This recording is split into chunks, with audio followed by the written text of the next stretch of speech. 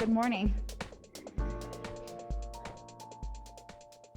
A while ago, a friend of mine asked a question on Facebook.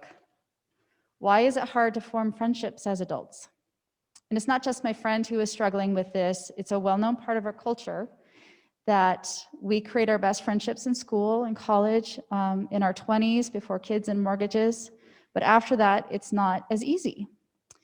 And I've wondered this before as well. And my thought is that we don't often do real things together anymore, or hard things. We may go to lunch or Zoom together, Zoom cocktail hours, but the days of barn raising are essentially done. What this also means to me is that we don't really invite each other in to know about our real needs or what's really going on with us, so that people can actually meet those needs. We kind of lie. We say, I'm fine, things are great, even if we're not terribly fine, right? After all, we don't want to be a burden. However, it truly is a joy for each of us to be able to help a friend in need. So there is a disconnect here that's happening. I'm reminded of one of my favorite hymns, the servant song. Brother, let me be your servant. Let me be as Christ to you. Pray that I might have the grace to let you be my servant too.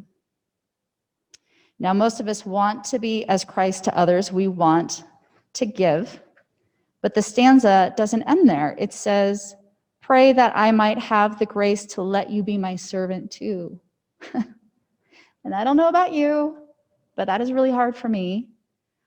And just based on what I see in our culture, I would say we're all like, oh, that's not good, right? To allow someone to be a servant to us is the hard part. And yet that's what I'm hearing in the gospel today. Indeed, all of our readings today also point to the centrality of relationship and interdependence, not just how we are to serve, but also how we are to allow ourselves to be served. And where I hear this the most is from today's gospel. Very truly, I tell you, unless a grain of wheat falls into the earth and dies, it remains just a single grain. But if it dies, it bears much fruit. So a grain of wheat, like any seed, has a hard shell. And this hard shell keeps the core safe and contained until the day it can be planted in good soil. And when it's planted, the shell cracks and completely comes undone in the transformation of that seed into something completely new. Perhaps you are like me and you like to focus on the new life part of this teaching and the obvious goodness of that. But from the vantage point of the seed, this is death. The loss of that hard shell and the transformation of the seed kernel into a plant is hard, and it may even feel like failure to the seed. It is the end of the seed. Since we are actually the seeds in this story, we are looking for new life through this parable, and we are being asked by Jesus to look for what in us needs to come to an end so that God can create something anew, more and more abundant life through us.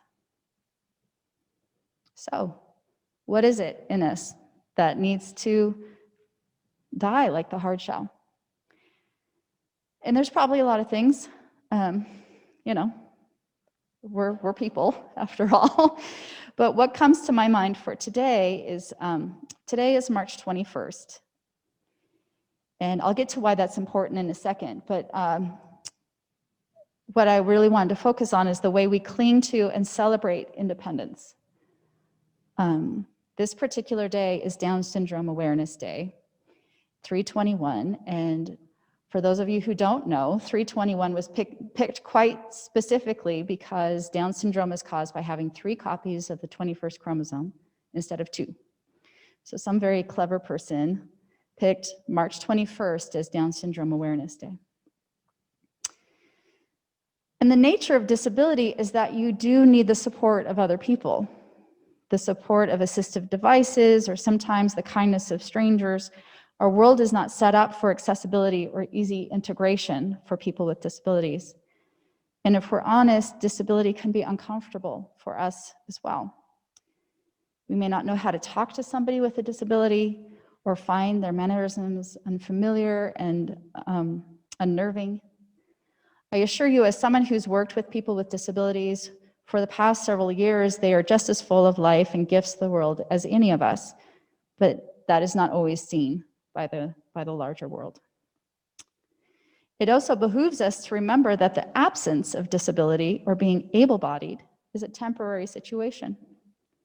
If we're lucky enough to live a long life, our abilities will fade one by one, and even the able-bodied become disabled. Because we as a culture so value independence and productivity, people with disabilities or aging adults tend to be less valued. People in these categories talk about feeling invisible. Literally and metaphorically, they are not as seen. It's easy for us to forget the person inside an older body is the same vivacious woman who may have wanted to climb Mount Everest, or the person in front of us with Down syndrome may actually have a dream of getting married and having a family. They are full-fledged, wonderfully made, complex people who want to give and receive love too.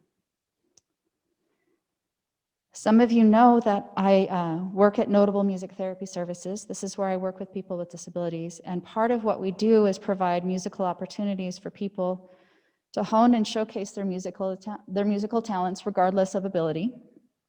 And during some of our community performances, the power of music helps the general public see people as with disabilities more clearly.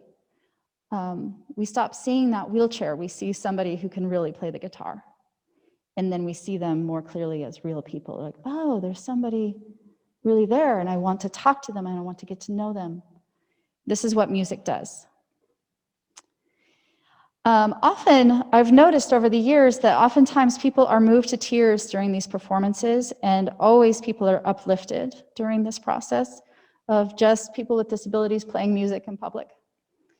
And I believe this is because there's something in us that knows that as we trap others in our preconceived notions of what is good, we also trap ourselves in the hard shell of our need to be independent, our need to be not needy, our need to not be disabled or not a quote-unquote drain on society. People watch the notables and this hardness begins to crack. Not only does this help people with disabilities to be seen more clearly as the wonderful people they are, but it releases the audience members from the tyranny of their own hard shells, their own isolation and self-condemnation. I believe Jesus is telling us that we can live in a more fruitful way than idolizing independence. Seems to me he's telling us our insistence on independence is a sort of prison and a denial of the fruit we can unleash if we allow the hard case of our individuality to soften, fade, and die for the sake of new life. So as we age or experience hardship that we cannot pretend isn't there, our hard shell cracks and begins to melt away in the elements.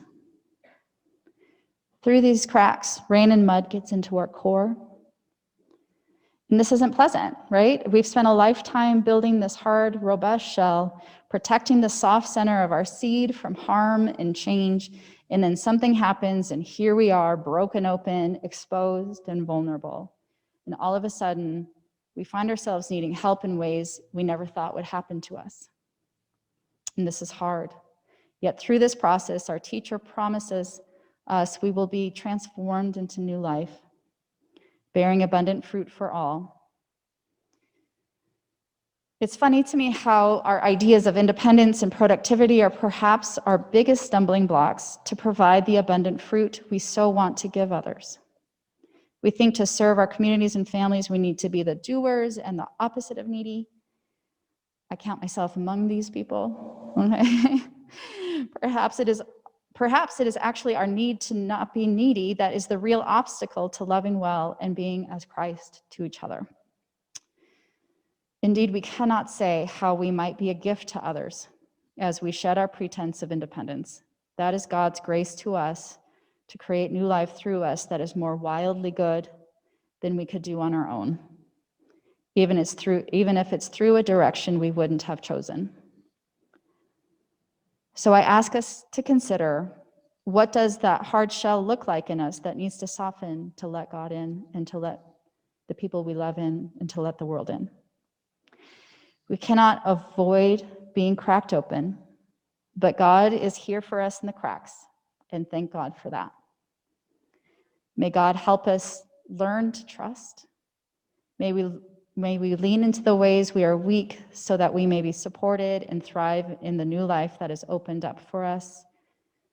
May we release our grasp on our independence so that God may enter in and create life anew for us, through us, with us, and beside us. Amen.